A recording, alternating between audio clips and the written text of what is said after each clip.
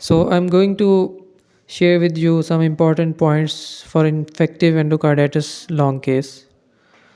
Infective endocarditis mostly occurs in patients already having some structural heart disease like valvular heart disease, VSD, PDA. When there is a left sided infective endocarditis, always look for some underlying pathology like rheumatic heart disease, mitral valve prolapse, or bicuspid aortic valve. Right sided infective endocarditis is usual in intravenous drug abusers.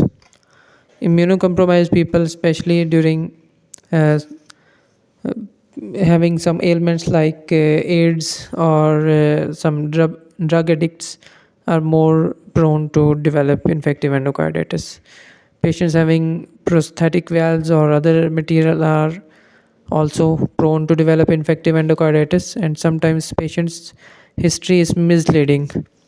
Whenever you have a patient with valvular heart disease, prosthetic heart valve, or any other structural heart disease in a long case, categorically ask for fever or other points regarding infective endocarditis. You can ask if the examiner told, if the doctor told him that he has some valve infection. Ask categorically this question from the patient, that whether your previous doctor has told you about the germs on your valves or not.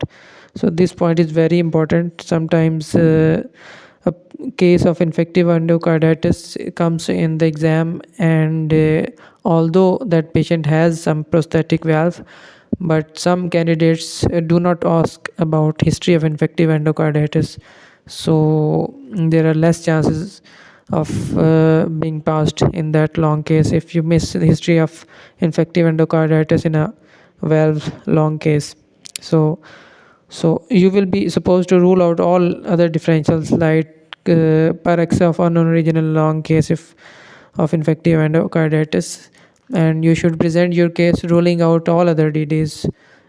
Following are some DDs of infective endocarditis like meningitis, brain abscess, chronic suppurative otitis media, sinusitis, malaria, enteric fever, brucellosis, toxoplasmosis, tuberculosis, malignancy, lymphoma, leukemia, gut infections, UTI, or autoimmune diseases like vasculitis, SLE. So there are some other predisposing conditions that need to be asked in a case of infective endocarditis.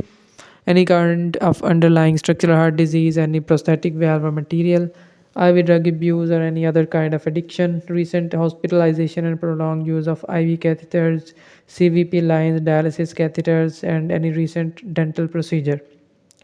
While explaining fever, its onset, grade, pattern, associations, and relieving factors should be addressed. Transesophageal echocardiography is important in infective endocarditis, so you should ask whether the patient underwent TE during hospital stay or not. And you should be well aware of indications of transesophageal transesophageal echocardiography infective endocarditis. Categorically ask about blood cultures and if the patient is aware of its report. You should be well aware of indications of surgery infective endocarditis, so ask relevant questions to know whether the patient needs surgery or not.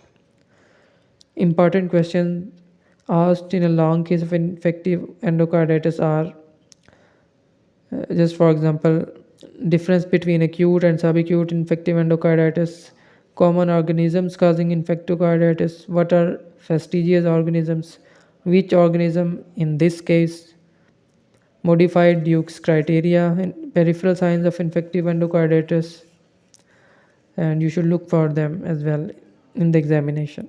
Echo features of infective carditis, treatment, duration and treatment, acute, subacute, or prosthetic valve infective endocarditis, complications of infective endocarditis, adverse effects of antibiotics used for infective endocarditis, and indicators of success of the therapy.